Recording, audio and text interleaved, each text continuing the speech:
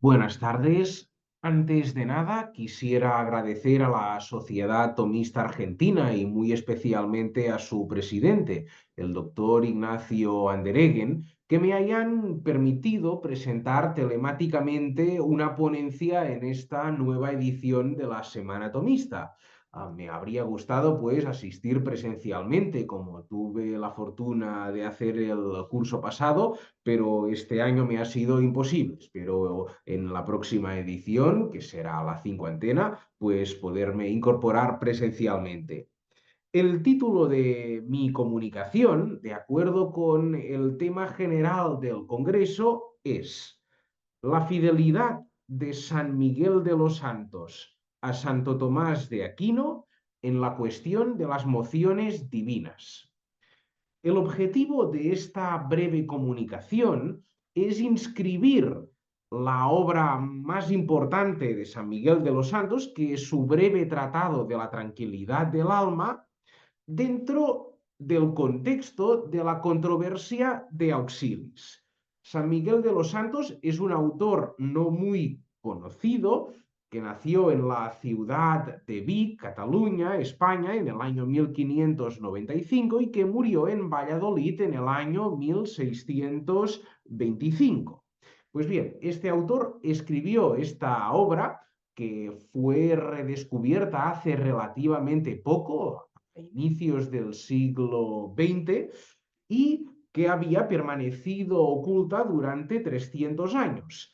Esta obra, como quiero defender, consiste en una contribución a la polémica de Auxilis. Es una contribución singular. ¿Por qué es singular? Pues bien, por un lado, San Miguel de los Santos interviene en esta polémica posicionándose en favor de la postura bañeciana o tomista. Hasta aquí nada nuevo ni nada particular. Pero lo que convierte esta contribución en original es que él no habla desde la filosofía o la teología escolástica, sino que habla más bien desde la teología mística. Se trata de una contribución a una problemática filosófica y teológica realizada desde el campo de la mística. Esto es lo que hace que sea singular, que sea particular. Bien, empecemos antes de nada hablando del contexto intelectual en el que se escribió la obra que vamos a comentar, el breve tratado de la tranquilidad del alma. Debemos situarnos en otoño de 1614. San Miguel de los Santos había cursado ya los 3 cursos de filosofía en Baeza y ingresaba este mismo otoño en la Universidad de Salamanca, donde realizaría un curso de teología. Esto sería el curso 1614-1615. Es en este periodo salmantino donde debemos situar la escritura del breve tratado de la tranquilidad del alma. Tenemos muy pocos datos del tiempo pasado por San Miguel en Salamanca. Sin embargo, es bien conocido el célebre rapto que tuvo lugar en el aula de teología del maestro Agustín Antolínez, catedrático de Prima.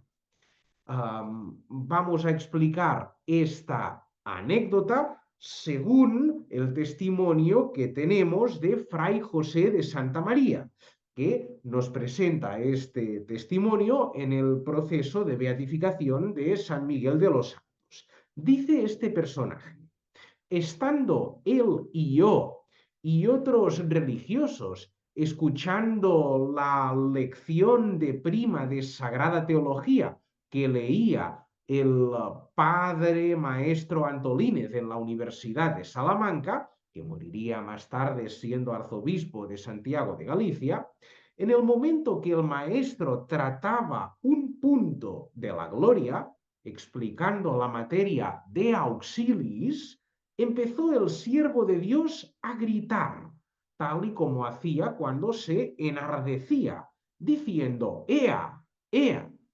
Y el maestro paró la explicación en medio de un gran silencio y expectación de los discípulos. Al cabo de unos momentos la reanudó y él volvió a gritar nuevamente.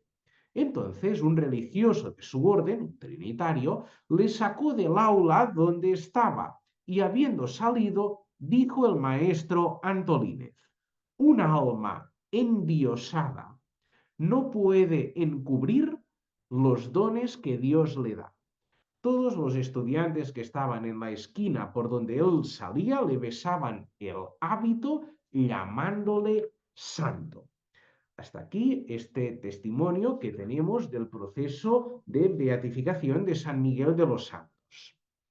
Bien, nos interesa destacar aquí que el profesor, el maestro Antolínez, estaba explicando un problema vinculado con las controversias de Auxilis.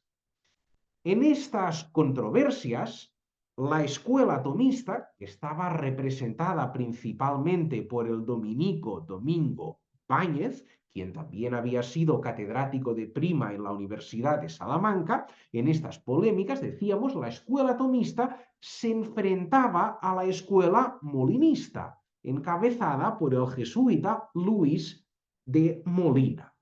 El tema de la controversia, de la polémica, estribaba en cómo conjugar la potencia infinita de Dios y su omnisciencia con la libertad humana. El hecho que suele considerarse como el desencadenante de la controversia es la publicación en Lisboa en el año 1588 de la obra de Molina Concordia del libre albedrío con los dones de la gracia, la divina presciencia, la providencia, la predestinación y la reprobación. Molina presenta su obra como unos comentarios a la primera parte de la Suma Teológica de la Quinate. Más concretamente, lo que él pretendía comentar era el artículo 13 de la cuestión 14 de la primera parte, el artículo 6 de la cuestión 19 y toda la cuestión 22 y toda la cuestión 23. Por lo tanto, vemos que paradójicamente este autor, que muchas veces se presenta como enfrentado a la escuela tomista, él mismo en su obra lo que pretende hacer es precisamente un comentario a Santo Tomás de Aquino. Estos comentarios Molina los divide en disputaciones y estas a su vez las subdivide en varios miembros. Como la enseñanza de algunas de las doctrinas de esta obra había sido prohibida ya por la Inquisición española, Molina decidió publicar su libro en Lisboa, donde recibió la aprobación de la Inquisición portuguesa.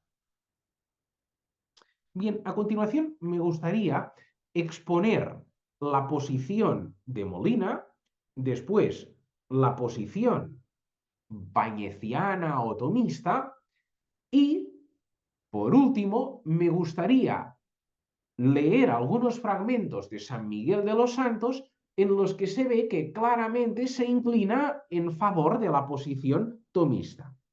Empecemos, pues, exponiendo el primer principio de la concordia de Molina, el principio que se comporta como su fundamento. Es un principio filosófico, pero que sirve de cimiento de todo este sistema filosófico y teológico que se explica en la concordia. Él mismo reconoce que este es el principio fundamental de su obra. ¿Cuál es este principio? Pues bien, según Molina, Dios, a través de su concurso general, influye sobre los actos de las causas segundas. Y entre estas causas segundas debemos incluir los agentes libres, es decir, los agentes personales, creados. Para entender este principio, que Dios con su concurso general influye sobre los actos de las causas segundas, es indispensable precisar en qué consiste este concurso general de Dios. ¿Qué entiende Molina por este concurso general de Dios sobre los actos de las causas segundas? Vamos a explicar a continuación 4 características de este concurso general de Dios, siguiendo siempre la doctrina de Luis de Molina. Primera característica del concurso general de Dios. Este concurso general no actúa inmediatamente sobre las causas segundas, sino que actúa con las causas segundas sobre las operaciones o efectos de estas. Esto es más que un juego de palabras, ¿no? No actúa sobre las causas segundas, sino que actúa con las causas segundas sobre los efectos de estas. Cito literalmente a Molina. Dice el propio Molina en su comentario al artículo 13 de la cuestión 14 de la primera parte de la suma. El concurso general de Dios no es un influjo sobre la causa segunda, es decir, como si la causa segunda obrara y produjera su efecto tras ser movida anteriormente por Dios. El concurso general es un influjo inmediato junto con la causa segunda sobre la acción y el efecto de esta. Fin de la cita de Molina. Dios no actúa sobre la causa segunda, sino que actúa directamente sobre el efecto de la causa segunda, sobre el cual actúa también la misma causa segunda. Este principio Molina lo aplica tanto a los agentes físicos o naturales como a los agentes libres o espirituales. Veamos algunos ejemplos que nos da el propio Molina. Si el fuego calienta el agua, no es porque Dios influya sobre el fuego y lo mueva a calentar el agua. El influjo divino se dirige inmediatamente sobre el agua y el agua recibe el efecto producido simultáneamente por Dios y por el fuego. Es decir, el agua recibe el influjo de 2 causas parciales, que serían el fuego por un lado y Dios por el otro. Pero Dios no actúa sobre el fuego moviéndolo a calentar el agua, sino que actúa directamente sobre el agua junto con el fuego. Esto por lo que atañe a un agente libre. Ahora vamos a ver el caso, perdón, a un agente físico. Ahora vamos a ver el caso de un agente libre, como serían, por ejemplo, las facultades del entendimiento y de la voluntad. Estas facultades no realizan sus operaciones, que son sus efectos, porque hayan sido movidas por Dios a actuar. Dios influye sobre estas operaciones junto con las facultades espirituales, pero no influye directamente sobre estas facultades. Las causas segundas y Dios son con causas, es decir, causas parciales de un mismo efecto. La voluntad, por ejemplo, realiza la operación de querer algo, ¿no? Querer levantar la mano. Muy bien. Esta operación es el resultado de 2 causas. Por un lado, la misma voluntad y por el otro, Dios. Ambos son causas paralelas de este mismo efecto que es una volición determinada. Pero Dios no ha movido la voluntad a querer algo, sino que ha producido un efecto junto con la voluntad. Se trata de causas paralelas, se trata de concausas. Hay una imagen molinista clásica para explicar esto. La encontramos también en este mismo artículo 13 en la disputación 26. Dice Molina, la totalidad del efecto se debe tanto a Dios como a las causas segundas. Ahora bien, no se debe ni a las causas segundas como causas totales, sino como causas parciales que al mismo tiempo exigen el concurso y el influjo de la otra causa. Del mismo modo que cuando dos hombres empujan una embarcación, este movimiento en su totalidad procede de cada uno de ellos, pero no como causas totales del movimiento, porque cualquiera de ellos produce al mismo tiempo con el otro todas y cada una de las partes del mismo movimiento. El ejemplo es el siguiente. Imaginemos un río con una embarcación en medio y dos hombres que con unas cuerdas arrastran a esta embarcación. Estos hombres están situados en tierra, a un lado y otro del río, y arrastran hacia adelante a esta embarcación. Pues bien, son causas parciales de la totalidad del efecto. Pues bien, igualmente, el hombre y Dios son causas parciales de un mismo efecto.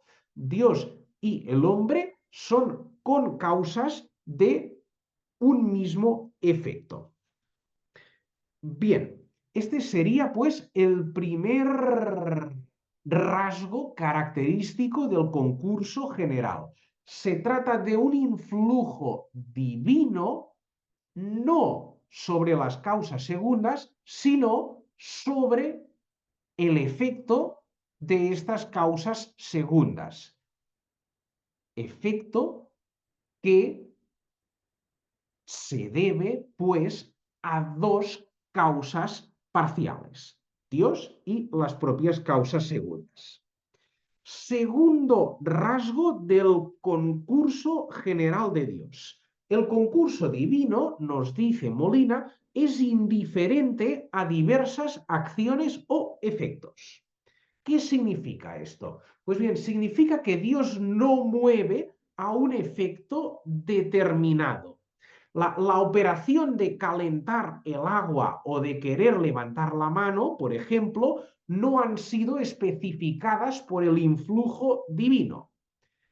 Entonces, queda una pregunta y es, ¿quién ha determinado estas acciones? Esto lo veremos en el tercer rasgo del concurso general de Dios.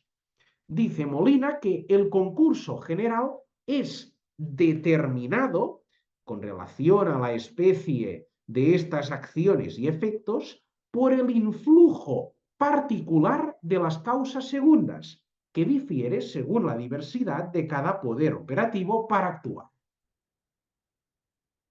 Por ejemplo, el fuego, de acuerdo con su naturaleza, determina el influjo divino, que en sí mismo es indeterminado, y hace que sirva para calentar el agua. Quien determina el influjo divino para que sirve para calentar el agua es el propio fuego. El cuarto rasgo del concurso divino es la aplicación de esta misma doctrina a los agentes libres. Aquí vamos a ver de qué modo un agente libre determina la moción indiferente de Dios. Si esta causa es libre, dice Molina, entonces en su propia potestad estará influir de tal modo que produzca una acción en lugar de otra. Por ejemplo, querer algo en lugar de rechazarlo, caminar en lugar de estar sentado, producir un artefacto en lugar de producir otro artefacto, o incluso puede la gente libre suspender totalmente el influjo divino para que no se produzca ninguna acción. Hasta aquí la cita de Molina. A diferencia de los agentes naturales como el fuego, que solo pueden especificar el influjo divino de un modo, los agentes libres tienen la capacidad de hacerlo de distintas formas. El fuego no puede especificar el influjo divino de otro modo que como lo hace, que es haciendo que sirva para calentar el agua. En cambio, el agente libre puede mover el influjo divino de muchos modos, lo puede usar de muchos modos distintos o incluso puede no usarlo en absoluto. Lo puede usar para el bien o lo puede usar para el mal, para la virtud o para el vicio. O incluso, sencillamente, se puede limitar a la inacción, a no hacer nada. Hasta aquí la doctrina de Molina. Hemos visto que su principio filosófico fundamental es esta noción de concurso general. Y hemos visto en 4 rasgos en qué consiste este concurso general de Dios sobre las acciones de las causas segundas. Bien, como señala muy agudamente Norberto del Prado en el tercer volumen de su monografía De Gratia et Libero Arbitrio, el propio concepto molinista de concurso general exige un principio metafísico previo, es decir, hay un fundamento del fundamento de la concordia. Este postulado metafísico, este principio que actúa como el corazón de todo el sistema molinista, es el siguiente. Cito literalmente a Fray Norberto del Prado en esta obra que fue publicada en el año 1907. Dice lo siguiente: las causas segundas en general no solo tienen una causalidad propia, esto lo dice todo el mundo, sino que tienen además una causalidad propia completa, de tal manera que no necesitan recibir ningún otro poder del agente primero, que es Dios, para proceder al acto. Es decir, las causas segundas por sí mismas, sin necesidad de recibir un influjo de la causa primera sobre ellas, pueden pasar de la potencia al acto. Este es el presupósito metafísico básico sobre el cual se sostiene todo el edificio de la Concordia de Molina. Y esto no es algo que se le adjudique desde posturas críticas, sino que el propio Molina lo admite explícitamente. Ahora no veremos los fragmentos en que lo hace por no alargarnos. Bien, esta observación de Norberto del Prado es justamente el núcleo metafísico de la controversia de Auxilis. En efecto, si la criatura no posee una causalidad propia completa, como cree Molina, si no puede pasar de la potencia al acto sin un influjo divino sobre ella, no podrá afirmarse, como hace Molina, que sea, junto con Dios, con causa o causa parcial de un mismo efecto. Según la posición tomista, que es la que vamos a ver a continuación, tanto la causa principal, que es Dios, como la causa secundaria son causas totales. Causas totales, pero cada una de ellas dentro de un orden. Dios, como causa primera, obra de inmediato sobre las obras de cualquier agente creado, ya sean obras naturales, ya sean obras voluntarias. Al mismo tiempo, el agente creado obra como causa segunda, de modo que por su subordinación a la causa primera, y exactamente en la misma medida en que está subordinado a ella, adquiere toda la perfección de su obrar. Veamos un ejemplo. Desde el punto de vista tomista o bañeciano, Dios y la criatura no son causas paralelas, causas parciales de un mismo efecto. Tanto Dios como la criatura son causas totales. Pongamos un ejemplo, imperfecto como todo ejemplo, pero que nos sirve para ilustrar lo que queremos decir. Cuando yo escribo, por un lado, es causa total de lo que he escrito mi bolígrafo y por el otro, yo mismo soy causa total de lo que he escrito. Tanto mi bolígrafo como yo somos causas totales del mismo efecto. No es que una parte del efecto la haga el bolígrafo y la otra la haga yo. No, todos lo hacemos todo, pero dentro de un orden. Yo soy la causa principal y el bolígrafo sería una causa secundaria subordinada a la causa principal. No se trata de causas paralelas, sino que se trata de dos causas totales dentro de un orden de subordinación. Hay un principio tomista que está muy presente en la cultura española, que arraigó mucho en la cultura española y que se expresa con el siguiente refrán: a Dios rogando y con el mazo dando. Es decir, una parte viene de mí y la otra parte viene de Dios. A Dios rogando, pero al mismo tiempo yo por mí mismo, como causa propia, completa de un efecto, pues puedo dar con el mazo. El dar con el mazo solo depende de mí. De Dios viene el resto, pero yo con el mazo, dar con el mazo es algo que puedo hacer yo solo por mí mismo. Esto sería una visión molinista de las cosas. Desde una perspectiva tomista, esto sería inadmisible. Por lo tanto, Dios, desde la perspectiva tomista, da a la gente, por un lado, un poder operativo permanente. Le concede, por ejemplo, la facultad de entender, la facultad de calentar.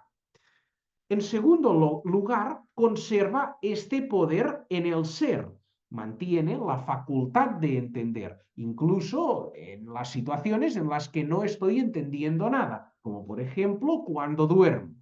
Y en tercer lugar, Dios lo que hace es aplicar este poder operativo a la acción. Hace que ahora se esté entendiendo algo. Así, pues, de acuerdo con la doctrina de Santo Tomás, al igual que todo agente finito necesita en el orden del ente que Dios le infunda el ser y que lo conserve en el ser, como el aire requiere la influencia iluminadora del sol para permanecer iluminado, también precisa en el orden de la acción que Dios reduzca su potencia operativa al acto.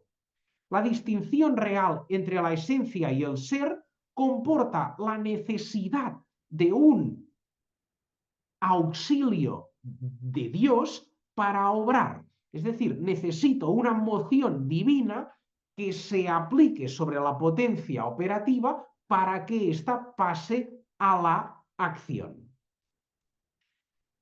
Es interesante ver cómo hace notar muy bien Norberto del Prado que en el fondo, toda esta cuestión de los auxilios divinos se resuelve considerando la doctrina tomista del ser. Es decir, el corazón metafísico que nos permite resolver esta problemática es la doctrina del ser. Quien no tiene un ser propio, quien no se ha dado a sí mismo el ser, quien tiene un ser distinto de su esencia, necesita un influjo externo para pasar de la potencia al acto. Digamos, aquel que tiene una esencia que está en potencia con respecto a su propio acto de ser, también necesita que el agente primero lo mueva en el orden de la acción. Necesita este concurso divino, esta moción divina que le haga pasar de la potencia al acto. En este caso, la moción no va directamente sobre el efecto, sino que va directamente sobre el mismo agente secundario. Bien, pues me gustaría hacer notar que en este ambiente intelectual, que es el que se respiraba en la Universidad de Salamanca cuando Santo Tomás estaba estudiando, un ambiente de confrontación intelectual, un ambiente de disputas metafísicas profundas con fuertes consecuencias teológicas. En este ambiente escribe San Miguel de los Santos su breve tratado de la tranquilidad del alma. Me gustaría, pues, que leyéramos algunos fragmentos de este breve tratado de la tranquilidad del alma. Veremos que San Miguel de los Santos nos dice que para conseguir el estado de tranquilidad, que es el bien último al que puede aspirar el hombre en la vida presente, se presupone una completa docilidad, una completa pasividad de las potencias del alma respecto a la moción divina. Veamos algunas citas que ilustran lo que acabo de decir.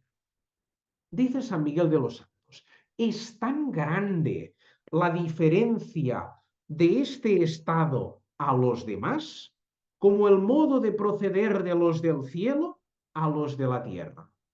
Tienen los de este estado grande semejanza con los del cielo y con los niños, por estar en su primera sencillez e inocencia.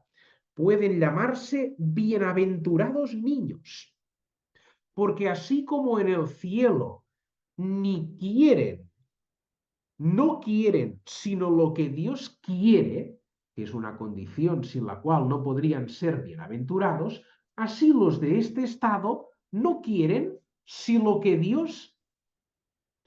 lo que Dios quiere que quieran. Repito, así como los bienaventurados quieren lo que Dios quiere, los que poseen el estado de tranquilidad en la vida presente son aquellos que quieren lo que Dios quiere que quieran. Otro fragmento. A muchos de los que están en otros estados les parecerá que ellos mismos también quieren lo que Dios quiere que quieran. Mas sepan que si en lo interior sienten alguna cosa particular, aunque sean deseos, como no sea querer lo que Dios quiere que quieran, no diría yo que quieren lo que Dios quiere que quieran, sino que ellos quieran que quiera Dios lo que quieran. Otro pasaje. En ningún otro estado querrán lo que Dios quiere que quieran, sino los que han llegado a este del que tratamos. Estos se encuentran en la verdad por estar ya desnudos de todas las criaturas, potencias, sentidos, pasiones y sentimientos. en llegando a esta desnudez que aquí se dice, no tienen otra cosa que hacer, sino cooperar en lo que Dios quisiere hacer y obrar en ellos. No obrar junto a ellos o con ellos, sino cooperar en lo que Dios obra en ellos. Y el último fragmento que quería comentar con ustedes. Así como los que aquí llegan no quieren sino lo que su Padre, que es Dios, quiere, así podemos decir de los niños, que no quieren sino lo que sus padres quieren que quieran. Y así como se dice de los que llegan a este estado, que no tienen sentidos, potencias, pasiones ni sentimientos, también de los niños se puede decir lo mismo, pues tampoco usan de todas estas cosas, y si acaso usan de ellas, se reputa como si no usaran. Vemos que hay una completa docilidad de las potencias espirituales a las mociones divinas. No debemos pensar que lo que aquí nos está planteando San Miguel de los Santos sea una total pasividad, ¿no? Que se elimine cualquier indicio de actividad propia. Hay una actividad propia, que es la de querer lo que Dios quiere que quiera, pero esta actividad propia se realiza en la medida que el alma es movida por Dios. Bien, vemos que estas expresiones de San Miguel de los Santos están muy lejos de la metáfora molinista de dos que arrastran a una misma nave, a una misma embarcación. No se trata de dos causas paralelas y simultáneas. La acción divina y la acción humana no son dos causas parciales, porque esto implicaría reconocer que la causa creada es también una causa completa, en la medida que puede actuar independientemente del influjo divino. De forma experimental, de forma afectiva, de forma vivencial, San Miguel de los Santos toma partido por una de las doctrinas metafísicas en disputa a la hora de explicar la compatibilidad de la acción libre del hombre con la causalidad divina. Opta por la explicación tomista. Cuanto más receptivo sea el hombre respecto a la acción proveniente de Dios, queriendo lo que Dios quiere que quiera, más libre será, porque participará en mayor medida de la libertad divina. Es decir, el grado de autonomía, o sea, de capacidad de obrar por uno mismo, es correlativo al grado de docilidad o pasividad del alma respecto a la moción divina. Nuestra actividad propia es una actividad recibida, es propia, pero es recibida. Y por este motivo, cuanto más intensa sea la recepción, es decir, el influjo del agente divino sobre la potencia operativa, más nuestra será la actividad, más propia, más personal, más íntima. Y esto no debe extrañarnos que así sea, porque nuestro propio yo es un yo recibido. Mi yo, que es la vivencia que poseo de lo que hay de más íntimo y profundo en mí, es decir, mi acto de ser personal, no es algo que me pertenezca como propio. De la misma manera que he necesitado la acción de Dios para empezar a ser, sigo necesitándola de manera ininterrumpida para asegurar mi permanencia. Y también la necesito para que mis potencias operativas pasen de la potencia al acto. Esto se debe a una necesidad metafísica. Bien, lo interesante del caso es que San Miguel de los Santos extrajo esta doctrina, según una expresión de Josep Torres y Bages, de los archivos de su propio corazón. Pero esto no significa que su opúsculo esté completamente desvinculado de la teología escolástica. Se funda, de hecho, en la propia teología escolástica. Y la anécdota que hemos citado al inicio de esta comunicación lo prueba. Tenemos a San Miguel de los Santos situado en una clase en la que se habla sobre el problema filosófico y teológico más candente del momento, el problema de los auxilios divinos. Esto nos muestra que esta doctrina especulativa que explicaba el maestro fue recibida por San Miguel de los Santos de forma vivencial, espiritual, afectiva, como prueba el hecho que entró en rapto al escuchar esta explicación filosófica y teológica.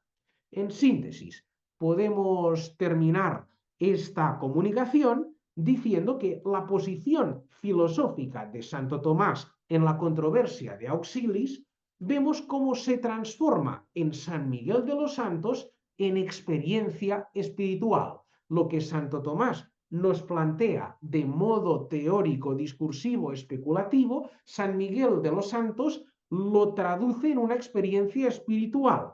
Y esto es lo que expresa en su breve tratado de la tranquilidad del alma, que aprovecho para recomendarles a todos ustedes. Muchísimas gracias pues por su atención y espero que podamos reencontrarnos bien pronto. Quedo a su disposición para lo que puedan necesitar.